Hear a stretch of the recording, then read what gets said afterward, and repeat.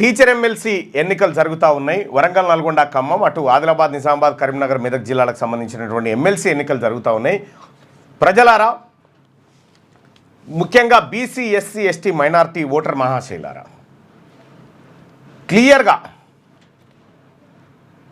చివరన ఆ పేరున్నటువంటి వ్యక్తులు బీసీల కోట్లేయరట. మేము వెయ్యం, బీసీల కోట్లేయం. అరే మరి మీ యూనియన్ అంతా ఈయనకు మద్దతు ఇస్తుంది అంటే యూనియన్ మద్దతు ఇచ్చుకుంటే అండి మా కులపోని నిలబడ్డాడా? మాకు అనవసరం. మాకు మొత్తం నిన్న సెగ్రిగేట్ చేస్తే 2400 మంది వెళ్ళిరా రెడ్లు.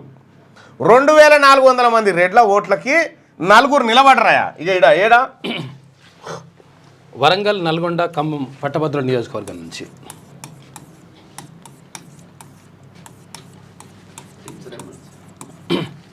పట్టభద్రులు కాదు, టీచర్ ఎమ్మెల్సీ నుంచి. టీచర్ ఎమ్మెల్సీకి సంబంధించి ఒక ఆయన శ్రీపాల్ రెడ్డి, రెండో ఆయన నర్సిరెడ్డి, మూడో ఆయన ఎవరు నిలబడరు? ఆయన పేరేంది? తపాస్ నుంచి ఏదో నిలబడ్డ ఆయన పేరేందో, హర్షవర్ధన్ రెడ్డి.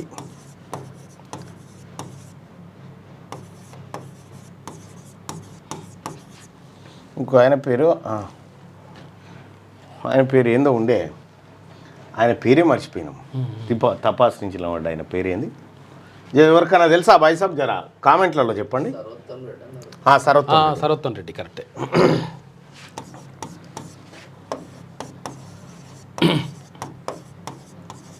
సరోత్తమ్ రెడ్డి. వీళ్ళు 4 ఓట్లెన్ని? ఈ నలుగురు ఒకే రెడ్డి సామాజిక వర్గానికి సంబంధించినటువంటి వ్యక్తులు. వీళ్ళ ఓట్లు ఎన్ని ఉన్నాయి అంటే మొత్తం 26,000 ఓట్లలో వీళ్ళ ఓట్లు కేవలం 2,400 ఓట్లు వీళ్ళవి. 2,400 ఓట్లు ఉన్నటువంటి వాళ్ళు మాదే గెలుపు అంటారు. ఎందుకు గెలుపు అంటారు? ఇక్కడ ఉన్నటువంటి బీసీ, ఎస్సీ 22,000 ఓట్లు బీసీ, ఎస్సీ, ఎస్టీ, మైనారిటీ, ఆదివాసీ, ఇవి ఓట్లు. ఇలా కథ ఏందట అంటే, ఈ ఓటర్లకు మేము 10,000 ఇస్తాం, ఈ ఓటర్లకు నేను 10,000 ఇస్తా అని శ్రీపాల్ రెడ్డి తిరుగుతుంటాం. టీచర్లను కొంటామని తిరుగుతూ ఉన్నారు. వీళ్ళది అదే కథ. అయితే పోనీ ఈ బీసీ వర్గాల్లోంచి ఇప్పుడు పోటీ చేస్తున్నటువంటి అభ్యర్థులు, ఒకటి పూల రవీందర్, రెండోది సుందర్రాజ్ యాదవ్, వీళ్ళు పోటీ చేస్తూ ఉన్నారు. ఈ వర్గాల ఓట్లు 26,000, 22,000 ఓట్లు వీళ్ళవి, 2,400 ఓట్లు వీళ్ళవి.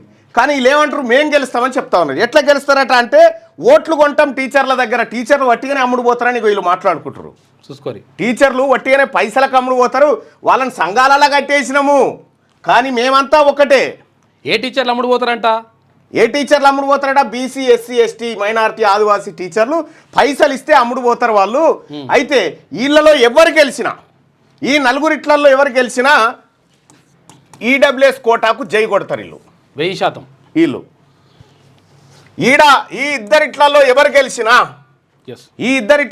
గెలిచినా ఈడబ్ల్యూఎస్ రద్దు కోసం పోరాటం చేస్తారు. ఈడబ్ల్యూఎస్ రద్దు చేస్తే ఈ వర్గాల నుంచి ఉన్నటువంటి బిడ్డలకు న్యాయం జరుగుతుంది. వీళ్ళు గెలిచి మీ కుత్తిక మీద కాలు పెట్టి మేము రిజర్వేషన్లు కాపాడుకుంటామని దిగిరు అన్నట్టు వీళ్ళంతా. శ్రీపాల్ రెడ్డి గురించి మీ అందరికీ తెలుసు.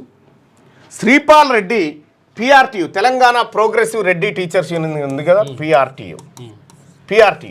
ఈ పిఆర్టీయుకు సంబంధించినటువంటి శ్రీపాల్ రెడ్డి మీ అందరికీ తెలుసు, సంఘాన్ని అడ్డం పెట్టుకొని ఇక్కడ హయత్ నగర్ ఏరియాలో పిఆర్టీయు సంఘం స్థలాన్ని 700 గజాల స్థలాన్ని అమ్మేసుకుంటాం కోట్ల రూపాయలతోటి, సంఘాన్ని అడ్డం పెట్టుకొని. రెండోది ఆయన పేరేందో మహేందర్ రెడ్డి ఏదో, ఆయనకు 15 కోట్ల రూపాయలకు అక్కడ టీచర్ ఎమ్మెల్సీ అమ్ముకొని ఆ 15 కోట్ల రూపాయలు తెచ్చి ఈడ ఎన్నికల్లో పోటీ చేస్తూ ఉన్నాడు ఇక్కడ.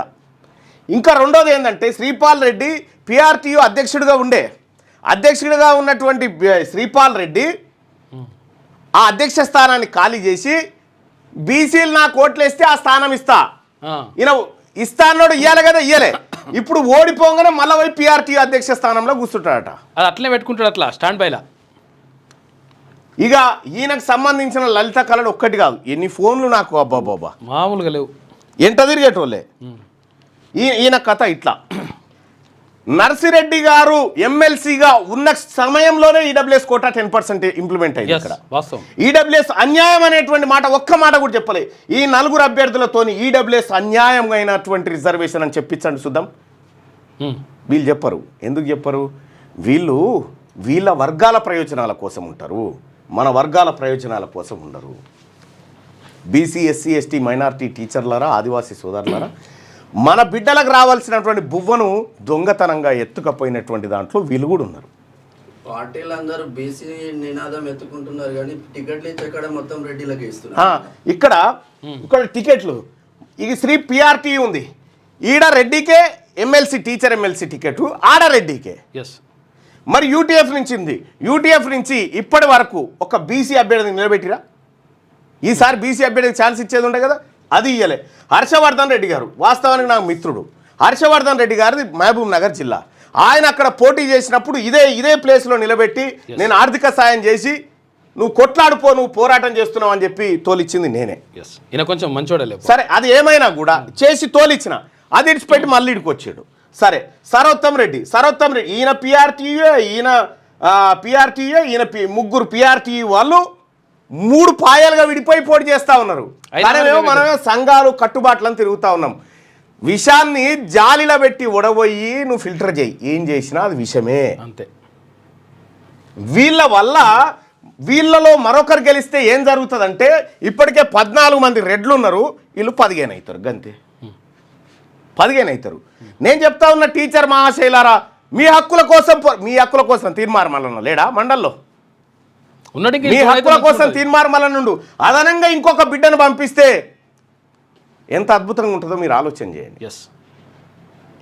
ఇవాళ తెలంగాణ రాష్ట్రంలో ముఖ్యంగా బీసీ టీచర్లు వీళ్ళకు ఇప్పుడు శ్రీపాల్ రెడ్డి, నర్సిరెడ్డి ఈ వర్గాల నుంచి ఉండనుకో, వీళ్ళకి సంబంధించినటువంటి ఓటరు ఇంకో రెడ్డి గారు మీ ఎంట తిరిగినా మీ కోటేయడు, పరద సాటుకు పోయినాక వీళ్ళ వర్గాలకే వేసుకుంటాడు. మీరు కూడా ఎవరైతే వీళ్ళెంట తిరుగుతూ ఉన్నారో పరద సాటుకు పోయినాక మీ పని మీరు చేయండి. పొరపాటున కూడా 2వ ప్రాధాన్యత ఓటు కూడా వీళ్ళకి రావద్దు. ఒకవేళ 2వ ప్రాధాన్యత ఓటు పడితే ఈ బీసీల మధ్యనే పడాలి తప్ప ఇంకొకరికి పడకూడదు. ఒకరికి ఫస్ట్ వేస్తే ఒకరికి సెకండ్ వేస్తే ఫస్ట్, అట్లా. అందుకోసమే టీచర్ మహాశైలారా, ఇవాళ తెలంగాణ సమాజం అంతా, మరీ ముఖ్యంగా బీసీ ప్రజలంతా ఇట్లా అరమూత కళ్ళతోటి మిమ్మల్ని చూస్తూ ఉన్నారు. మా బీసీ బిడ్డలు, మా బీసీ టీచర్లు, మా ఎస్సీ, ఎస్టీ, మైనారిటీ, ఆదివాసీ బిడ్డలు ఖచ్చితంగా ఈ వాదాన్ని గెలిపిస్తారు, తెలంగాణ రాష్ట్రంలో ఉవ్వెత్తున లేసినటువంటి బీసీ వాదానికి అండగా నిలబడతారనేటువంటి లక్ష ఆశలతో ఎదురు చూస్తూ ఉన్నారు. ఈ ఆశలను మీరు మేధావి వర్గం నిలబెడతారనేటువంటి ప్రగాఢ విశ్వాసంతో చెప్తా ఉన్నా. మీరు బీసీ వాదాన్ని గెలిపియండి, మీకు ఏ కష్టం వచ్చినా ఈ బీసీలంతా అండగా ఉంటారు. ముఖ్యంగా కేజీబీవీ టీచర్లు కానీ, లేకపోతే మోడల్ స్కూల్ టీచర్లు కానీ, మీ అందరి కష్టం నాకు తెలుసు. ఎందుకంటే ఇందులో ఎవరో రిప్రజెంట్ వీళ్ళు ఉండగానే కదా ఇవన్నీ జరిగింది. 317 జీవో వచ్చింది ఎవరు? వీళ్ళు ఉండగానే కదా. ఈ రైట్ టు ఎడ్యుకేషన్ యాక్ట్ నాశనమైంది వీళ్ళు ఉండగానే కదా. మన పేద వర్గాల పిల్లలకు అందాల్సినటువంటి విద్య కాడ వీళ్ళు ఎంతమంది ఉంటే ఇంకా నెరవేరుస్తుంది? నేను టీచర్ల వైపు గొంతెత్తుతాను ఒక ఆయన అంటాడు. ఏం గొంతెత్తుతో? ఉన్న 14 మంది ఎందుకు ఎత్తలేరు? ఉన్నోళ్ళు ఎందుకు ఎత్తలేరు? ఉన్న 14 మంది ఎందుకు ఎత్తలేరు? వీళ్ళంతా వీళ్ళు ఆలే కదా. మరి ఒక్కడే తీన్మార్మల్లన్నా నేను 2-3 సెషన్లకు హాజరైతే ప్రజలారా ఎన్ని రకాలుగా మీ సమస్యలను ప్రభుత్వంలో మండలిలో మాట్లాడినో మీరు ఒకసారి అర్థం చేసుకోండి. మంటి పనికైనా ఇంటోడు ఉండాలని చెప్తారు. అందుకోసమే బీసీ, ఎస్సీ, ఎస్టీ, మైనారిటీ టీచర్లారా, ఆదివాసీ సోదరులారా అందరికి కూడా రిక్వెస్ట్ చేస్తా ఉన్నా, ఈ బీసీ వాదాన్ని నిలబెడతారా సంపుకుంటారా మీ చేతిలోనే ఉంది. ఇప్పటికే ఈడబ్ల్యూఎస్ కోటా పేరుతోటి 10% టీచర్ ఉద్యోగాలలోకి జొరబడరు. వాళ్ళకి ఏంటంటే ఇప్పుడు ఓటు హక్కు లేదు కాబట్టి బచాయించారు, లేకపోతే ఆ తర్వాత మిమ్మల్ని ఫుట్బాల్ ఆడతారు. శ్రీపాల్ రెడ్డి సంఘానికి మొత్తం 13 జిల్లాలు ఉన్నాయా ఇక్కడ? ఏది ఉమ్మడి మూడు జిల్లా వరంగల్, నల్గొండ, ఖమ్మంలో 13 జిల్లాలు, కొత్త జిల్లాలు, ఒకటి సిద్దిపేట కూడా కొంత కలిసింది.